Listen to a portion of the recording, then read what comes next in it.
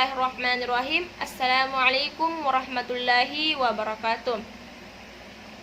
Alhamdulillahirabbil alamin wassalatu wassalamu ala asrafil anbiya'i wal mursalin sayyidina Muhammadin wa ala alihi wa ashabihi ajmain, amma ba'd.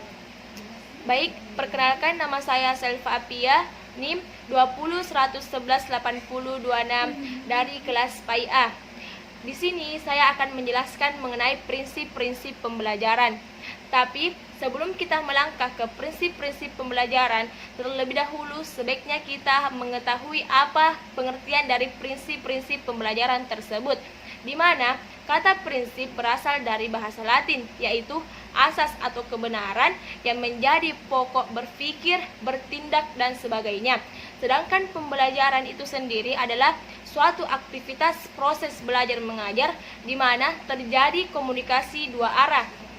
Pendidik, yaitu mengajar yang dilakukan oleh pendidik, dan belajar yang dilakukan oleh peserta didik. Jadi, dapat disimpulkan bahwa prinsip-prinsip pembelajaran adalah landasan berpikir, berpijak untuk mencapai tujuan pembelajaran itu sendiri, dan tumbuhnya proses pembelajaran yang dinamis dan terarah. Baik, selanjutnya kita mengarah ke prinsip-prinsip pembelajaran itu sendiri, di mana terdapat beberapa prinsip-prinsip pembelajaran yang perlu dikuasai atau dikembangkan oleh seorang guru untuk mencapai tujuan pembelajaran itu sendiri. Yang pertama itu prinsip perhatian dan motivasi. Perhatian dalam pembelajaran mempunyai peranan yang sangat penting, di mana kenyataannya menunjukkan bahwa tanpa perhatian tidak mungkin terjadi pembelajaran, baik dari pihak guru sebagai seseorang yang mengajar dan peserta didik sebagai seseorang yang diajar, di mana perhatian peserta didik ini akan timbul apabila bahan pelajaran yang dihadapinya itu sesuai dengan kebutuhan yang ia inginkan. Selanjutnya prinsip motivasi, yaitu mempunyai peranan yang sangat penting juga dalam kegiatan pembelajaran, di mana seorang akan berhasil dalam pembelajaran kalau keinginan untuk belajar itu timbul dari dirinya sendiri. Yang selanjutnya atau yang kedua itu prinsip keaktifan. Prinsip keaktifan menurut pandangan psikologis bahwa segala pengetahuan harus diperoleh melalui penguatan atau pengalamannya sendiri. Jiwa memiliki energi sendiri dan dapat menjadi aktif karena didorong oleh kebutuhan-kebutuhan. Jadi, dalam pembelajaran itu yang mengelola dan merencanakan adalah peserta didik dengan kemampuan, kemauan, bakat, dan latar belakangnya masing-masing, dan pendidik hanya merangsang keaktifan peserta didik dengan menyajikan bahan pengajaran atau bahan pembelajaran. Yang ketiga itu prinsip keterlibatan langsung. Yang ketiga itu prinsip keterlibatan langsung, di mana prinsip ini berhubungan dengan prinsip aktivitas. Dalam pendekatan pembelajaran yang mampu melibatkan siswa secara langsung akan menghasilkan pembelajaran yang lebih efektif sehingga dapat mencapai tujuan pembelajaran. Menurut teori daya, bahwa manusia memiliki sejumlah daya seperti daya mengamati, menanggapi, mengingat, menghayal, merasakan, berpikir, dan lain sebagainya.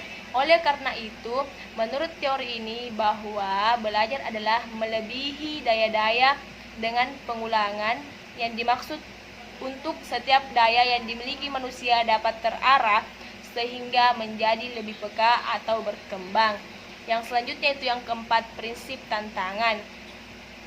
Maksud dari prinsip tantangan yaitu siswa diberikan sesuatu atau tanggung jawab untuk mempelajari pelajarannya sendiri dengan melakukan eksperimen, belajar mandiri, mencari solusi atau pemecahan masalahnya sendiri yang dihadapinya, dan sedangkan guru hanya memberikan tugas kepada peserta didik agar memecahkan permasalahan. Dengan tujuan di sini peserta didik dapat menimbulkan motivasi yang kuat untuk menghadapi pembelajaran dengan baik, maka materi pembelajaran juga harus menantang sehingga peserta didik bergairah untuk mengatasinya atau menghadapi masalah tersebut. Jadi di sini peserta didik akan bersungguh-sungguh terlebih dahulu untuk menemukan jalan dari permasalahan yang diberikan oleh pendidiknya. Yang selanjutnya atau yang kelima yaitu proses individual, di mana proses individual bertujuan untuk memberikan bantuan agar peserta didik dapat mengikuti pembelajaran yang disajikan oleh guru.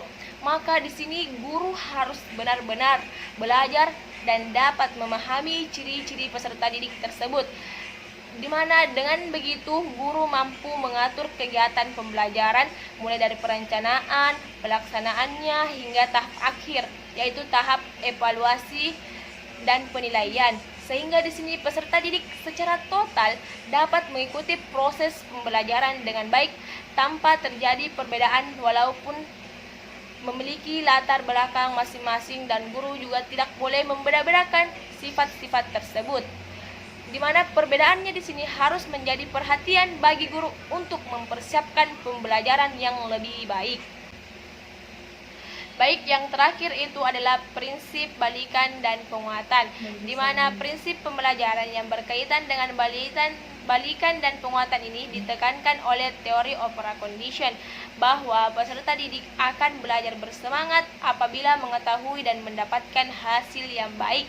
Apabila peserta didik memperoleh hasil yang baik dalam ulangannya, tentu dia akan belajar bersungguh-sungguh untuk memperoleh nilai yang lebih baik lagi di selanjutnya atau di mata pelajaran selanjutnya atau di ulangan selanjutnya, karena nilai yang baik itu merupakan penguatan yang positif. Sebaliknya, bila peserta didik memperoleh nilai yang kurang baik, tentunya dia akan merasa takut untuk tidak naik kelas, sehingga dia akan berusaha belajar lebih giat lagi untuk memperoleh nilai yang baik atau nilai yang lebih baik lagi untuk menyenangkan dirinya sendiri, sehingga peristiwa tersebut tidak terjadi lagi atau tidak terulang. Terima kasih. Sekian dari saya. Assalamualaikum warahmatullahi wabarakatuh.